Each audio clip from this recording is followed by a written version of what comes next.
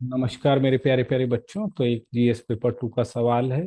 ये सवाल Indian polity और कॉन्स्टिट्यूशन, पॉलिटिकल साइंस इनमें पूछा जा सकता है। तो इसको हम देखते हैं। The role of Indian prime minister in a federal system was always controversial. Do you agree with this statement? Give reasons for your answer with apt example.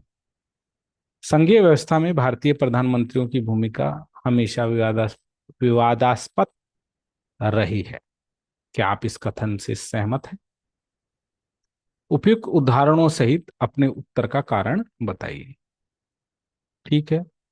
तो हमेशा तो नहीं रही। जब ऑलवेज आ जाए तो आपको पता ही है, ऑलवेज कभी भी ट्रुथ नहीं होता। रावण में भी कुछ अच्छे गुण थे, यस या नो? Yes sir. ऐसा कोई ना कि सभी रोल खराब होते हैं। लोगों के अंदर क्या होते हैं? अच्छे गुण भी होते हैं।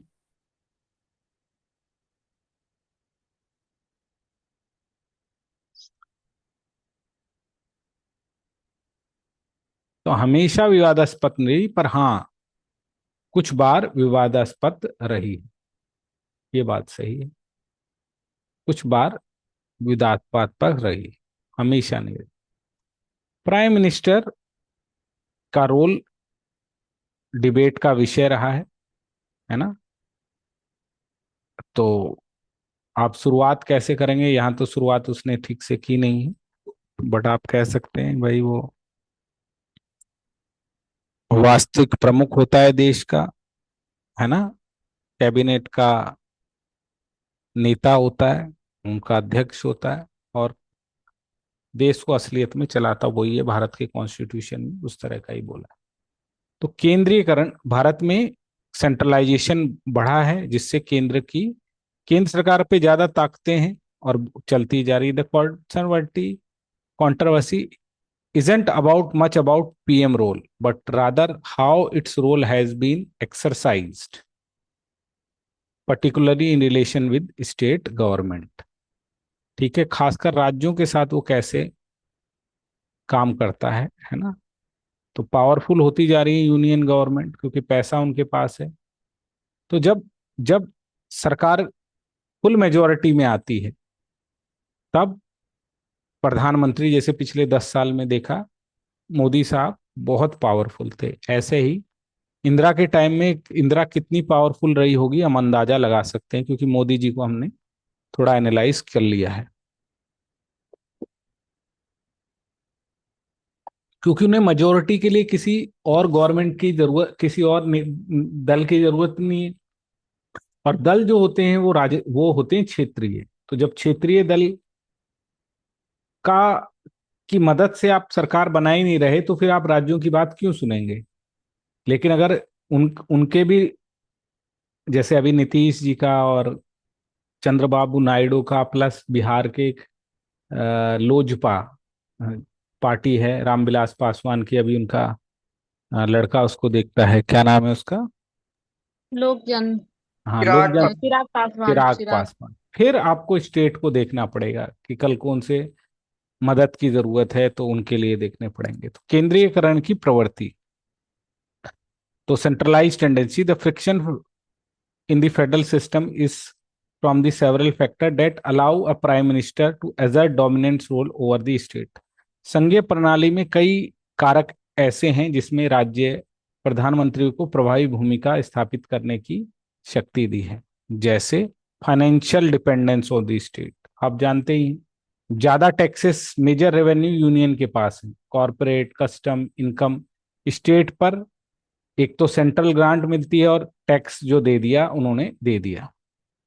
तो this financial imbalance prime minister के पास है, सेंट्रल गवर्नमेंट के पास है।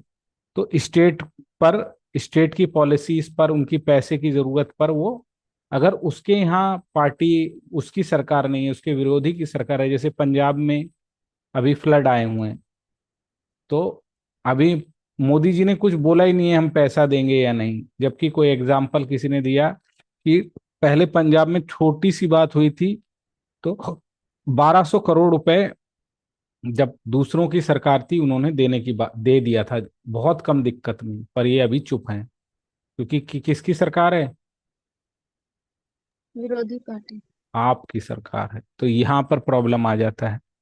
तो वित्तीय अनुसंतुलन प्रधानमंत्री और केंद्र सरकार की राज्य की नीति और विकास की परियोजनाओं पर नियंत्रण करती है। During the Covid era, state requested for greater GST share compensation financial assistant highlight the dependence of the state. Economics में भी क्वेश्चन हम कर चुके हैं। उदाहरण के लिए कोविड-19 के दौरान जीएसटी मुद्दे वित्तीय सहायता में राज्यों के केंद्र पर उनकी निर्भरता को उजागर किया। इमरजेंसी प्रोविजन 356 लगवाना असलियत में प्रेसिडेंट रूल लगवाना प्रधानमंत्री, राष्ट्रपति से करवाते हैं प्रधानमंत्री ही। Prime minister have on numerous occasions have accused of misusing provision to the dismiss the state government run by the opposition party।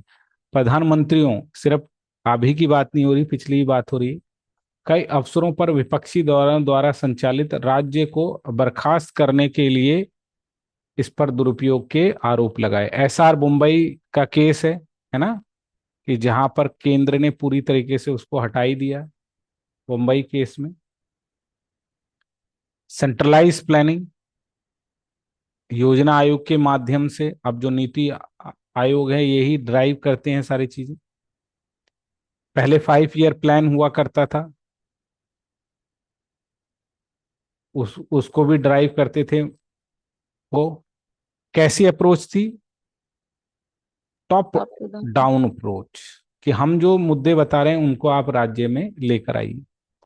Leadership and personality, जैसे भारत, ये अभी प्रधानमंत्री साहब कौन सी स्कीम को कहते हैं, आप अपनी लोकल स्कीम छोड़ो, कौन सी लेके आओ? आयुष्मान भारत। भारत। हेल्थ, जबकि हेल्थ किसका विषय है? स्टेट का। हाँ, स्वास्थ्य। जब लेकिन अगर वो कोई स्कीम लाएंगे उसमें पैसे ही नहीं मिलेंगे, आयुष्मान में लाएंगे तो पैसे मिलेंगे, जिसको कौन यूज करेगा? BJP government. Leadership and personality, तो लीडरशिप, अगर कोई पर्सनल स्टेचर का बंदा है तो अथॉरिटी कमांड करता है, अपना करिश्मा दिखाता है।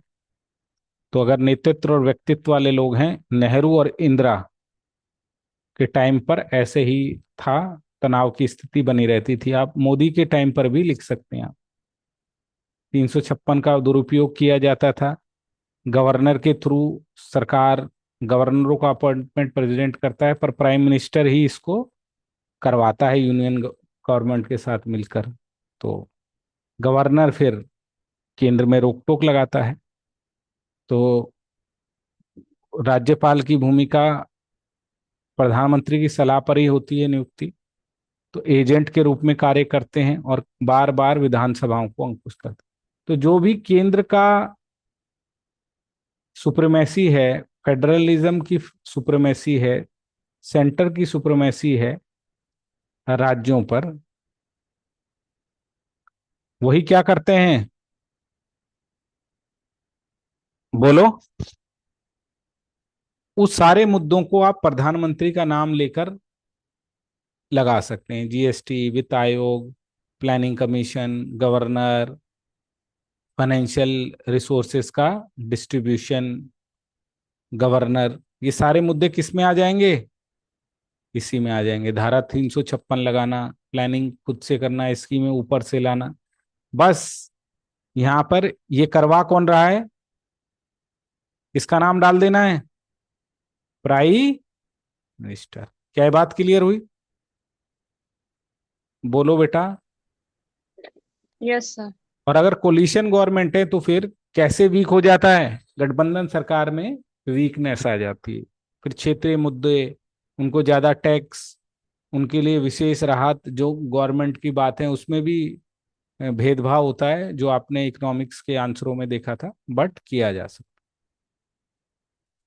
So, while the Prime Minister position inherent strong due to the country's parliament system, the controversy is less about position itself, more about the historical intent of the Union government under the powerful PM has used constitutional provision and financial leverage to centralize power। यद्यपि देश में संसदीय प्रणाली के कारण भारतीय प्रधानमंत्री की स्थिति स्वाभाविक रूप से मजबूत है, लेकिन विवाद के पक्ष में क्रम और ऐतिहासिक उदाहरणों के बारे में अधिक है, जहां शक्तिशाली प्रधानमंत्री नेतृत्व में केंद्र सरकार ने सत्ता का केंद्रीकृत करने और संवैधानिक प्रावधानों को वित्तीय दबाव झेलने का इस्तेमाल किया है। जैसे अभी निर्वाचन आयोग ही है, उसकी अपॉइंटमेंट है, और उसके द्वारा फिर सारी की सारी कंट्रोवर्सी है इलेक्ट्रिकल कमीशन की, वो किसके कारण है? Appointment led by PM. प्रधानमंत्री लेड कैबिनेट सिस्टम, है ना, प्राइम मिनिस्टर के ही कारण है, ये भी लिख सकते हैं। तो क्या करना है? This has created a recurring pattern of tension and debate over the true nature of India's federalism. हाल के दशकों में बहुदलीय राजनीतिक बंटनों के रुझान में कुछ हद तक प्रवृत्ति को कम किया है, क्योंकि राज्यों में राष्ट्रीय स्तर पर अधिक बोलने का मौका मिल जाता है। The shift toward multi party politics coalition government in recent decade has some extended moderated this trend, giving the central greater say in national say. But Bharat में मल्टी पार्टी सिस्टम है, कोलिशन गवर्नमेंट है, जिसने क्या किया है मेरे प्यारे प्यारे बच्चों? इस प्रवृत्ति को आगे बढ़ाया। क्या किया है? इस प्रवृत्ति को आगे बढ़ाया। तो कुछ न को गठबंधन सरकार, multi party system. Multi party system में क्या होता है, एक को पूरी बहुमत नहीं आती, जैसे अभी बिहार में किसी को फुल मेजोरिटी आ ही नहीं सकती, आएगी? नो। नहीं। क्योंकि वहां पे इतनी पार्टियां अपना स्ट्रांग होल्ड बनाए बैठी हैं कि और फुल वोट बढ़ मेजोरिटी है। जाता है। वोट बढ़ जाता है, और वोट बढ़ जाता है तो फिर केंद्र को राज्य की बात सुननी पड़ती है, अन्य पार्टियों की बात सुननी पड़ती। तो ये आपका सवाल हो गया, आसानी से इसको कर पाओ।